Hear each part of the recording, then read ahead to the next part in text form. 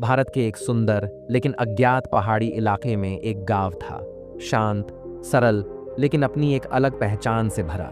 इस गांव में जन्मा एक 19 साल का लड़का विपिन, जिसकी आंखों में हमेशा चमक रहती थी, लेकिन उसके मन में एक अजीब सी बेचैनी भी अपना घर बना चुकी थी, क्योंकि उसकी सबसे बड़ी आदत थी खुद की तुलना करना दूसरों के साथ। विपिन अपने साथ के दोस्तों से पढ़ाई, खेल, बोलने के अंदाज, पहनावे, हर चीज में तुलना करता था। इसी वजह से अगर कोई और उससे दौड़ में आगे निकलता तो विपिन को बुरा लग जाता। अगर किसी की आवाज उससे मधुर होती तो वह खुद को कम समझने लगता। एक दिन विपिन घड़ा लेकर तालाब की ओर जा रहा था। रास्ते में उसे उसका एक दोस्त मधुकर दिखा, जिसके पास नया पुस्तक का थैला, कोरे कपड़े और एक अच्छी साइकिल थी। विपिन रुक गया। उसे मधुकर को देखकर अपना पुराना पुस्तक का थैला याद आया और विपिन मन ही मन सोचने लगा कि मेरे पास इतनी अच्छी साइकिल और महंगी चीजें क्यों नहीं हैं? क्या मेरी किस्मत में ही ऐसा लिखा है? तुलना करने के वजह से अब वो खुद की क्षमताओं को देखना भूलने लगा था। उसे ये याद नहीं रहा कि सब इंसान की एक अपनी काबिलियत होती है। कुछ ही दिनों में उसकी मुस्कान कम होने लगी और आत्मविश्वास खोने लगा। एक शाम को वो चुपचाप हरिलाल दादा के घर गया, जो उसके परिवार में सबसे बुजुर्ग थे। वो तुलसी को पानी दे रहे थे। दादा ने उसे देखा और तुरंत उसकी उदासी को भांप लिया। हरिलाल दादा ने विपिन से पूछा, विपिन बेटा, क्या बात है? आज तुम्हारे चेहरे पर इतनी उदासी क्यों है? विपिन हल्के आंसू के साथ रो पड़ा और कहने लगा, दादा, मैं उस मधुकर जैसा क्यों नहीं हूँ? उसके पास सभी अच्छी अच्छी स्कूल की चीजें हैं और वो हर चीज में मुझसे आगे है। हरिलाल दादा मुस्कुराए, लेकिन इस बार उनकी मुस्कान के पीछे गंभीरता थी। उन्होंने अपनी लाठी उठाई और बोले, चल आजा, आज मैं तुझे 5 जगह ले चलूंगा। वहां तुझे वो मिलेगा जो किताबों में नहीं मिल पाया। विपिन और दादाजी दोनों भी गांव के बाहर की तरफ निकल पड़े। गांव के बाहर एक बांस का झुरमुट था।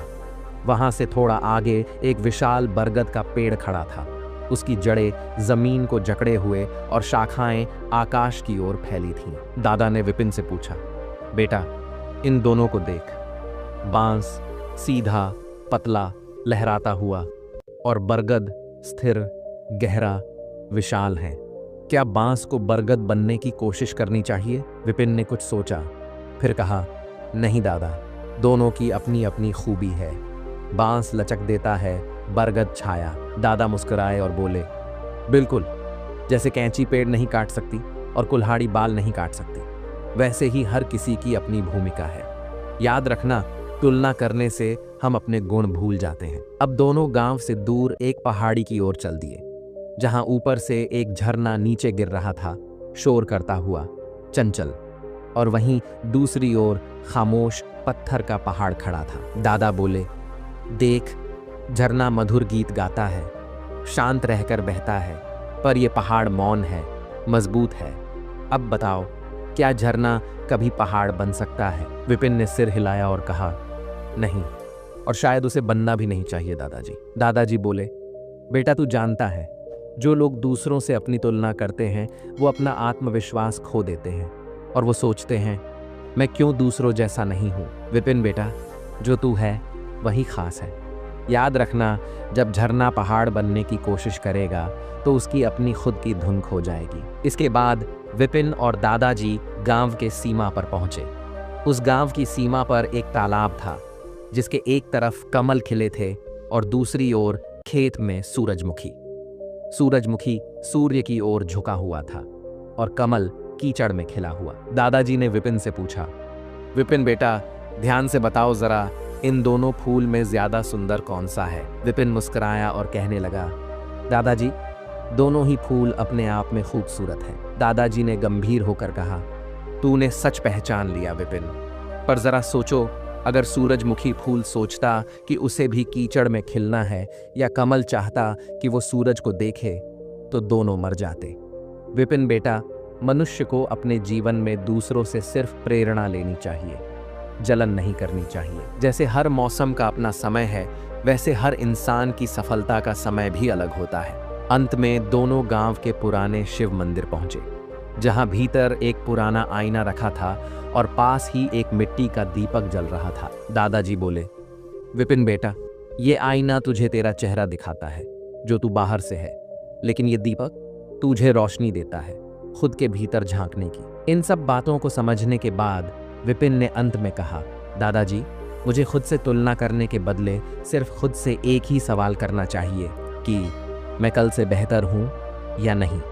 बस। दादाजी बोले, शाबाश विपिन बेटा, खुद से बेहतर बनना ही असली जीत है। जब तू हर दिन अपनी ही तुलना की छाया से आगे निकल जाएगा, तभी तू सच्चा विजेता है। समय के साथ विपिन अब बदल चुका था। उसके भीतर जो घुटन थी वो जैसे इन 5 पड़ावों के साथ छंट गई। अब वो जान चुका था कि मधुकर उसका प्रतिद्वंद्वी नहीं है, बल्कि उसका अपना जीवन उसकी असली चुनौती है। अगले दिन जब वो तालाब पर गया तो उसे फिर मधुकर मिला, पर इस बार उसके मन में ईर्ष्या नहीं थी, बल्कि आत्मविश्वास था। उसने अपने पुराने थैले को देखा और मुस्कुराकर कहा, तू मेरा साथी है, तेरे साथ ही मैं आगे बढ़ूंगा। तालाब का जल शांत था, पर उसमें सूरज की किरणें चमक रही थीं, जैसे विपिन के भीतर भी नई रोशनी जग गई हो। दोस्तों, इसलिए याद रखो, अपनी खुद की तुलना कभी दूसरों से मत करो, वरना पछताओगे। तुम जैसे हो वैसे ही अनमोल हो। बस अपने आप को खुद से बेहतर बनाते चलो। हर दिन बस इतना प्रयास करो कि खुद को लगना चाहिए कि आज मैं अपने कल से बेहतर हूँ।